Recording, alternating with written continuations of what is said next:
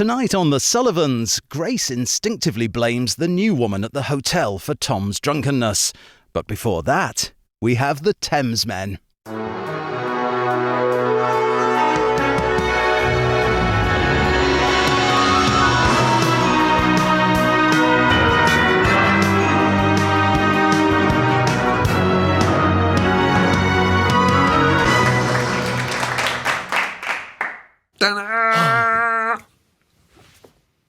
I know. Sorry, another night I survived.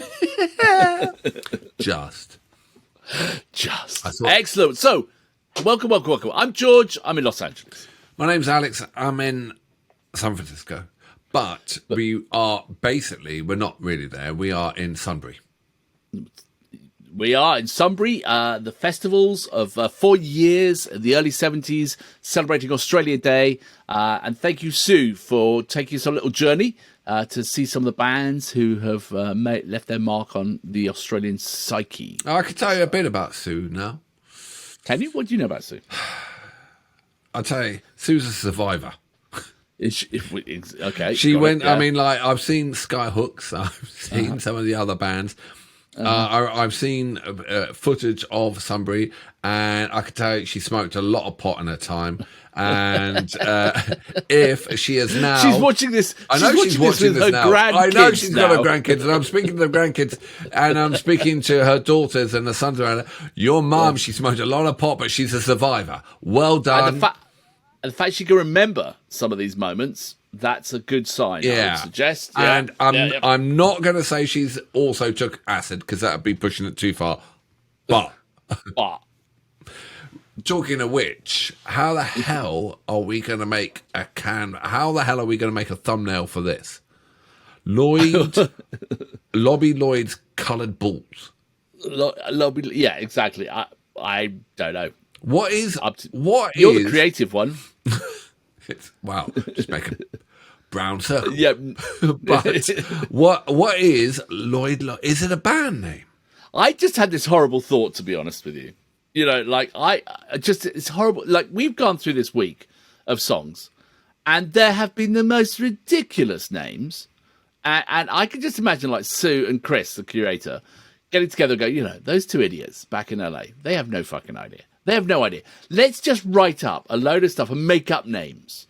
We'll just make up, Lobby Loyde or, all the other ones we've had. And they'll just read it out. We'll just put whatever we like in the notes and they'll read it out. Let's see what we can get away with. I think that's what they're up to. Well, I think this. I'm a bit shocked because that could be true. Not really. We only realise after 6 days that we're they're taking us for a ride. They're like giving. Every band has had these let's say interesting names, shall we say? A time when names could be a little bit more risque, maybe. I don't know. All right. Well, let's just go with it. We're in for the ride. We're in for a penny, in for a pound. So this is our last day at the festival. We've decided we're going to leave the tent there. No point. It's gone mouldy, and also I think I peed in one of the corners in the middle of the night. You really have this thing. I'm out of here once we get out of the mud, and I'm going to go and use the first restroom we find, which is outside these areas. Are you shocked that I'd pee in my tent, or are you shocked that I just talk about the toilet a lot at the festivals? Well, I think when you're at a festival, you do get to a level of discussion with your mates where all bets are off. You talk about everything, don't you? Like like 4 or 5 days. No, you don't. Not everything. I hold a little bit back. You hold a little bit back. Bullshit. You never hold anything back. That's like no. Oh, you haven't had the full force. Do you think? Or I'm terrified about what you're holding back. Yeah, Either way. Yeah, there's more. Oh God, the filters. Oh God. I'm not going to tell you. I'll wait for the main band to go on, and I'll go and shit in someone's tent. No, okay, look, you've done this. This is obviously. All right, let's read about Lobby Loyde. Lobby Loyde's coloured balls. So okay, so name. Well, I think it leaves a bad taste in the mouth. Oh, easy, Tiger. So I think they start with Johnny B. Good from Sunbury in '73, and it says Lobby Loyde is one of Australia's original guitar heroes. He was part of the reformed and rocking Aztecs. Oh, okay. And helped Billy become the guitarist he was. He never achieved large mainstream success, but was hugely influenced with the likes of Kurt Cobain and Henry Rollins, citing his influence. Angry Anderson, remember Angry? Yeah, he's angry for a reason. Yes, said, more than anyone else, Lobby helped create the Australian guitar sound, long before Angus or Billy Thorpe, or the Angels, or Rose Tattoo. Lobby inspired Australian bands to step forward and play as loud and as aggressively as they could. The first clip is a quick cover of Johnny Be Good to show you who you're listening to.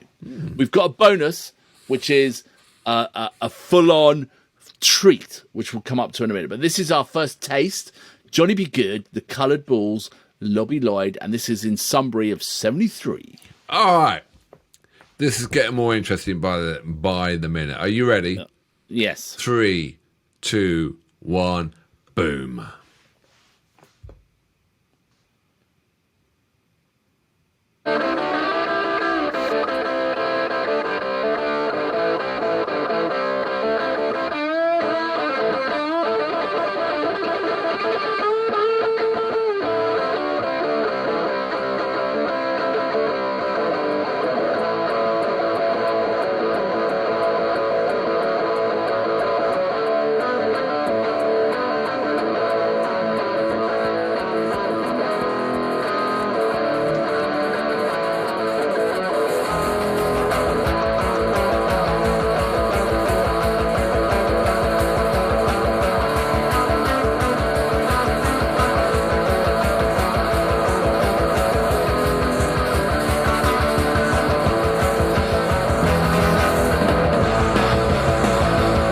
I'm loving this.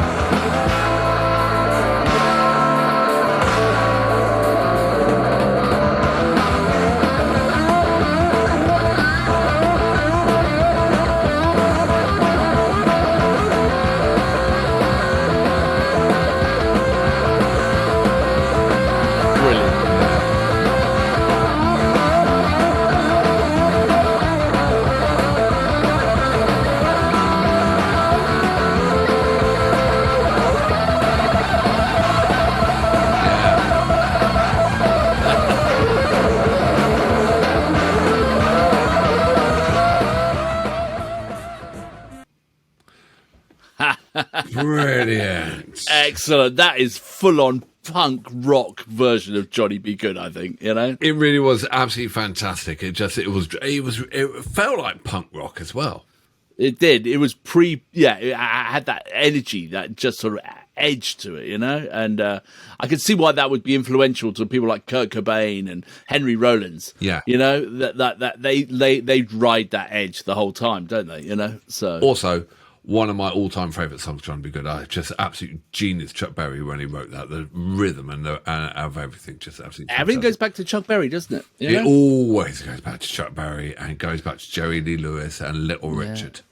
Yeah, they were the ones. They were the cats who set Absolutely. it all up. And really, you get these black people can't play rock and roll. They invented rock and roll. Yeah, exactly. You know. Yeah, exactly. Right, so now we're going to go on. We're going to get another one of Lobby Loyde's colour balls out. Now, do you so want this is a bit more like, this is like go and lick your toads, smoke your herbage, and sit back, because this is 16 minutes of Lobby Loyde without video, but this is where we get to hear him. Right. The combination of seething, hard-driving, loud rock and proto-punk attitude didn't care that they came on to play at 3 a.m. on a hot Sunbury night in 73. God Loyde spiraling faster, louder, heavy, cosmic epic. This was 16 minutes of towering riffs, pulverizing drums, scorching guitar feedback. It remains a defining moment in the history of live Australian rock. And sadly, there was no video of it, but God bless that sound engineer who captured this. God bless the sound engineer. It's always the way we like to hear it. Yes. This is going to be epic, and this is our final track from the Sunbury Festival. Thank you very much, Sue, for pulling this all together and actually giving us the idea to do this, because I've really felt like we've been at the festival for 5 days. Wow, and just a moment in time, a window into Australia in the early 70s. Because we've done a lot of Aussie music with our Aussie Weeks and things like that, but it's sort of generally been just post 70s in some regards. So this is where it all started. This is all, I think, the pub rock era, where it was all coming into its own.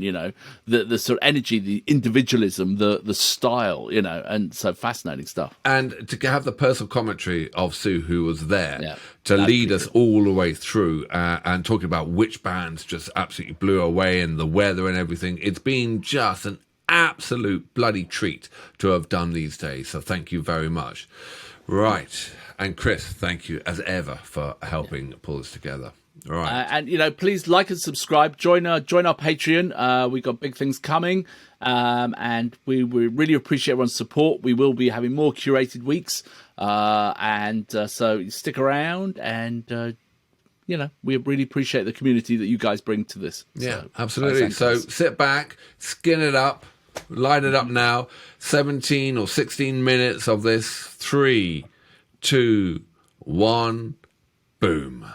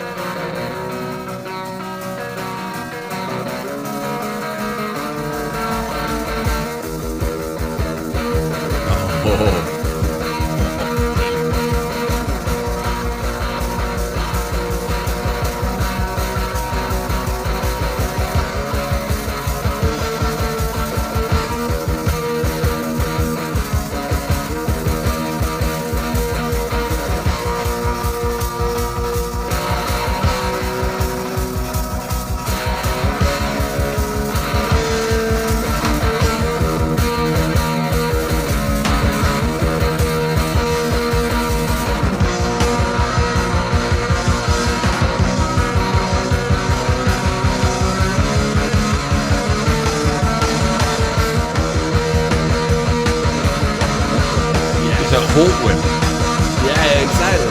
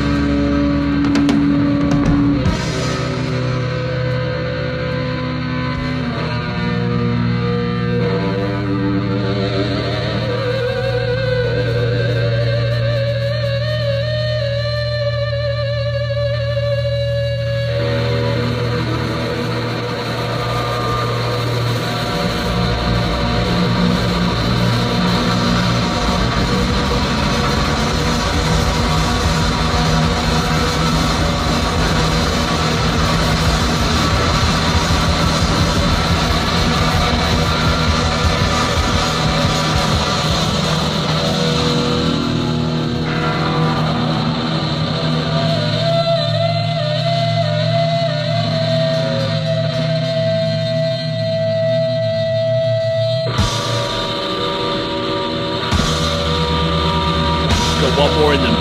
Yeah, one more go round. One more go round. Let's go.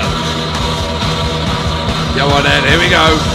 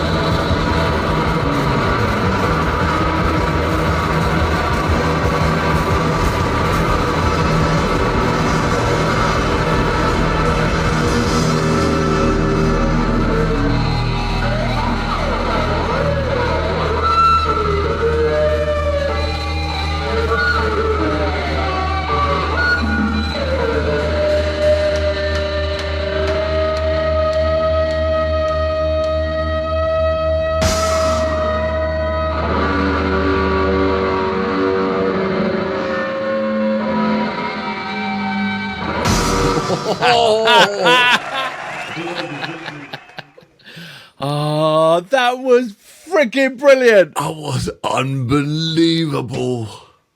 That was that. Okay, so the notes, it said it was like a defining moment of Australian rock history, and it was absolutely that. It was like you know how they nowadays they talk about like when they have a big award show, they go, it was a moment. That was a freaking moment. That was someone who just blew the freaking doors off. The music never got any better than that. In 1973, he captured. I heard Spaceman 3 in there. I heard Black Sabbath, the bass line, the Black Sabbath bass line. I heard the entire Hawkwind catalogue, right? and they've done 40 albums. I can hear just like modern music today. I can hear Machine Head by Lou Reed. I heard all there. Oh, it was fantastic. Just like God bless the sound engineer who captured that at 3:30 in the morning. God, that was at 3:30 in the morning. Yeah, you can imagine some poor sap had sort of fallen asleep. They're like, what the hell was that? Like some sort of alien invasion had come down into the field. Can you imagine going home and your mum asking you, how was it? How do you express that track? It was so you can't. You'd be like, "What? I can't hear a word." If that wasn't captured, you couldn't tell people how good it was. No, it was absolutely a classic piece of music. That just the guitar tones, the energy, them playing off each other. And it was all so at one point. good. It was just all swirling in together on its rhythm, on its good strumming plectrum rhythm, and oh my God, he had everything turned up full, and it was in complete control of it. Yeah, it was brilliant. It was. I can see why that is the way to end a festival. Yeah. Right now, that is the way. Like our week is like nothing else matters after that. Probably one of the greatest tracks we've ever done on the Thamesmen. Just brilliant, truly brilliant. Just what a great surprise. Because sometimes the bonus tracks are just like a throwaway track. That was not a throwaway track. That was a freaking brilliant track. Absolutely epic. And when will you listen to that again? Because I know when I'm going to listen to that again. Once we get off the line. Absolutely. I'm just going to slam my headphones in and, that was so good. I'm quite speechless, actually, because, as you said, that is an important, because that was 73 in Australia. That was the whole of the psychedelia, hard rock, space rock. That was everything. Everything. Yeah. Why have I never heard of that? So Colourballs were the band and Lobby Loyde was the guitarist, right? Absolutely. Yeah, but also apparently, I think, looking at the notes, it said like Billy Thorpe was there of the Aztecs and Leo de Castro as well, apparently. So, yeah. I'm so grateful that was the last track. Because it was just absolutely epic. This whole week has been epic. It's been one of the highlights of the Thamesmen for me. This has been absolutely brilliant. Good times, good memories as well. Brings back some of the good times. Yeah. And but also, I think, thank you, Sue, for picking out tracks that maybe, because we've covered some bands from Australia. It was all new to us, all new bands, and new areas for us to mine into. So, and I think I think one of the notes said, or I'd read somewhere that it was that sort of transition to where Australian pub rock really started to take off, and where Australia developed its sound of its own, and marked its own sort of path. And I think fascinating. I think Sue started something. Rick Fairman, good old Rick. He said, you know what we should do? Monterey Pop Festival next.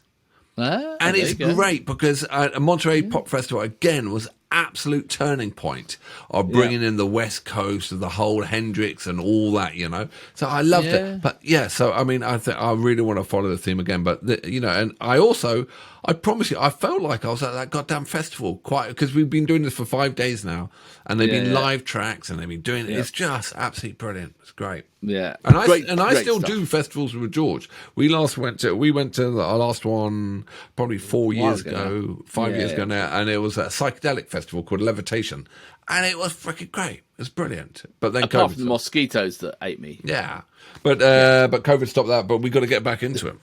We have got to do another festival. Yeah. Excellent. So, like and subscribe. We've got a lot of curated weeks coming up. As George said, we're announcing something pretty big on Patreon in the next couple of weeks. So look out for that. The link is down there to follow, to join the Patreon, and then we're going to be doing live streams.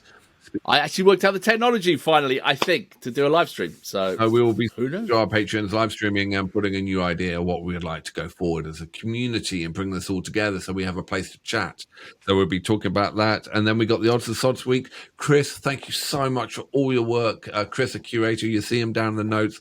And Sue, thank you so much. Awesome. So please like, subscribe, and we really appreciate all of your comments and help. Thank you. Take care. See you at the next festival. Exactly. Now let's get our car out of the mud. Let's get going. Cheers. Bye. Good luck. Bye. I'm going to get in the lift with Nobby.